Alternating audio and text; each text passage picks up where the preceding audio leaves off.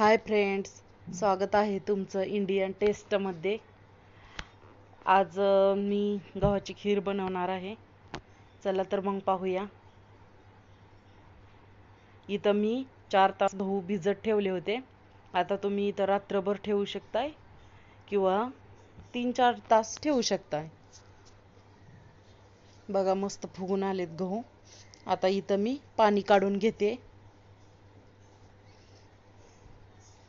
जाळी ठेवून जाळीच्या साह्याने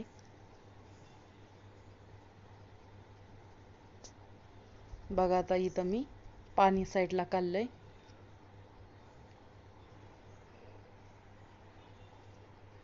आता मिक्सरच्या भांड्यामध्ये ते गहू मोडून घ्यायचेत आपल्याला. जास्त बारीक नाही करायचं, फक्त त्याचे तुकडे तुकडे झाले पाहिजेत असे.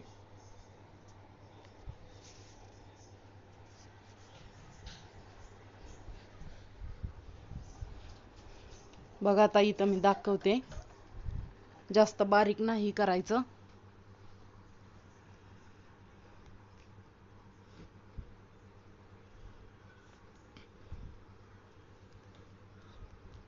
बघा आता इथं मी मिक्सरच्या भांड्यामध्ये दाखवते, हातामध्ये घेऊन दाखवते. बघा फक्त क्रश करून घ्यायचंय त्याला, असं त्याचे तुकडे करून घ्यायचे तसे.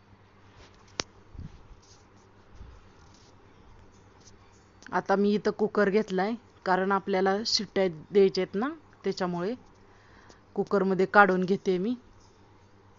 आता हे क्रश केलेले गहू घेतलेत मी. आता याच्यामध्ये पाणी टाकले 1 वाटी. आता याच्यावरती जो भुसा येईल ना, तो कचरा पूर्ण काढून घ्यायचा आहे. बघा पाण्यामध्ये वरती तरंगतो, तो साईडला काढून घ्यायचा आहे. आणि नंतर दुसरं पाणी आपल्याला त्याच्यामध्ये टाकायचं आहे. आता गहू किती घेतलेला, 1 वाटी मी घेतलेला, तर 3 वाटी पाणी टाकायचं आहे आपल्याला याच्यामध्ये. आता मी इथं 3 वाटी पाणी टाकलंय.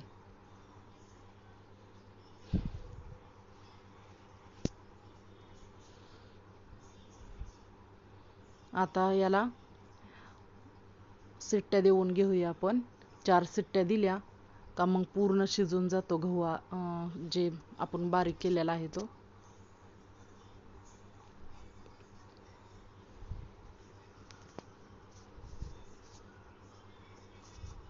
बघा आता इथं मी 4 शिट्ट्या देऊन घेते.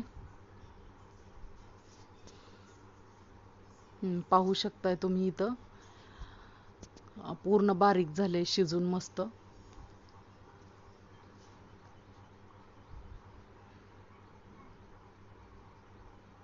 बघा आता इथं मी दाखवते, पूर्णपणे व्यवस्थित अशी शिजलेत. आता याच्यामध्ये काय ॲड करायचंय ते सांगते मी.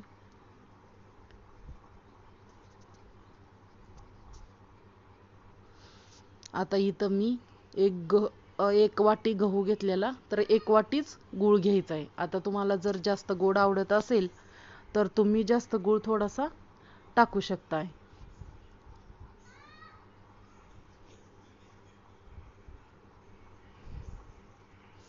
बघा इथं मी गूळ टाकून घेतलाय. आणि गूळ टाकल्यानंतर हे पूर्ण पातळ होऊन जातं. जसा गूळ विरघळतो तसा. बघा इथं मी वेलची पावडर टाकली.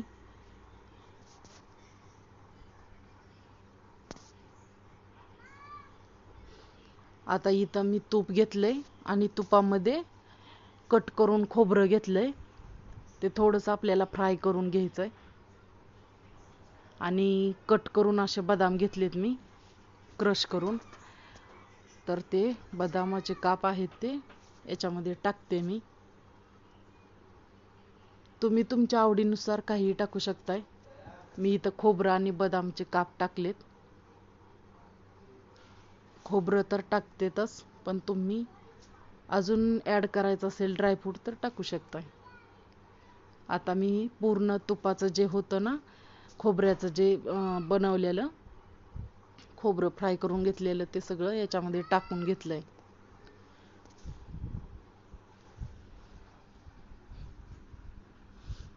बघा, पाहू शकता किती मस्त अशी खीर, एकदम कमी सामानामध्ये आणि कमी टाईममध्ये पटकन बनवून जाते.